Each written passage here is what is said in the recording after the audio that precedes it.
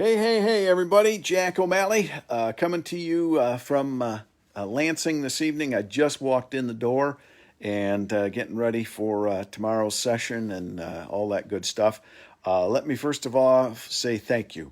Thank you to everybody in the 101st. I won re-election and with 61% of the vote, it touches my heart. It also tells me that the people of the 101st appreciate my approach and how I'm working on things. I try to be reasonable. I've always tried to be common sense.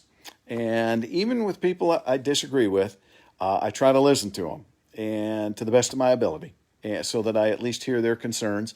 And as I've said a zillion times, that might not change my complete thought, but it might give me something to think about. And I think that common sense is something that is sorely lacking in politics today. As I speak, I know that the national election is still up for grabs, and it's interesting. Michigan, of course, I think they're trying to stop the count because there's an issue here, there's an issue there. I'm not even going to comment on that, other than I want it to be right, right, and I don't want any hanky panky in the national election. And anybody, I was thinking about this driving. If you're as old as me and you followed politics at all, if anybody were to say to you, "Oh, there's no cheating in politics," then what's all the jokes about Chicago? There's been cheating and hanky panky in politics forever. So our vote and the millions of people who cast those ballots on time deserve to be counted. So even if it takes an extra couple days, even with court battles and or challenges at the polls, that's okay. That's what the system calls for. So let's move forward. I really, the election's everything in the news. One thing on the COVID front that I think is very, very, very important to know is that yesterday, on Election Day, the governor and DHHS reversed their order about having to take contact tracing information at restaurants and facilities. Remember, as of late last week, it was mandatory, right? Starting Monday, it was going to be mandatory. They had to get your name, phone number, and list the time that you were at the establishment, date and time that you were at the establishment. Well, yesterday, they backtracked and said they are asking for that information. A establishment will not be held responsible if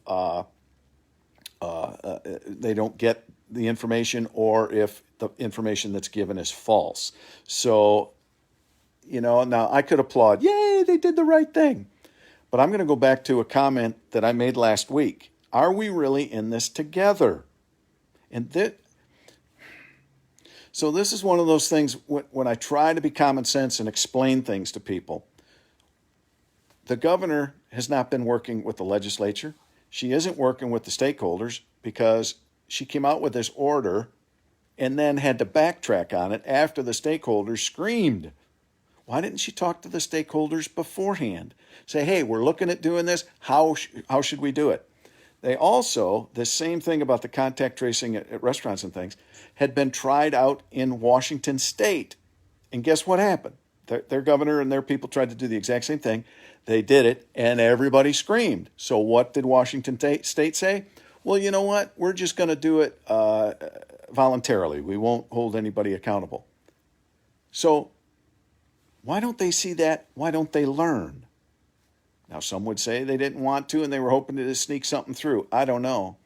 But again, talk to the people. Ask the people. If you are working together,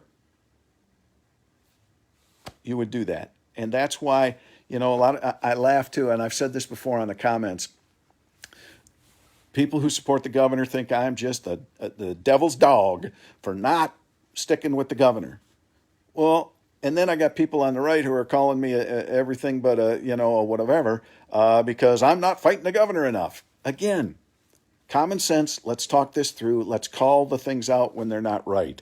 So I when I saw that in the middle of the election hustle and bustle of Tuesday that they reversed that order, I had to chuckle because I thought, good golly, Governor, why didn't you just do that? If we're really in it together, why didn't you talk to those people the week before?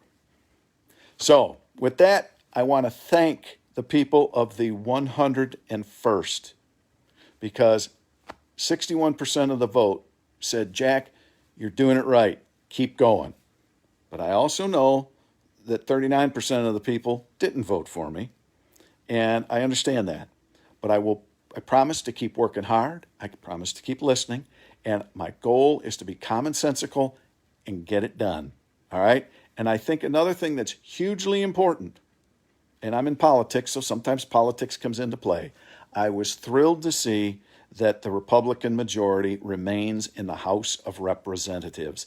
That means we have balance, and I think it's important. We have the House will now be able to, and the legislature needs to work with the governor, but she needs to work with us too. So we'll see what happens. All right. So even this whole week, we'll see what happens. We'll see how it all plays out. Hopefully by Friday, we'll know who won the presidency and who won our U.S. Senate seat. That's close too. So again, keep praying, keep working hard. Again, thank you, Fighting 101, the 101st, to reelect me. I appreciate that. I promise I'll work hard for you, and I won't let you down. Have a good night, everybody.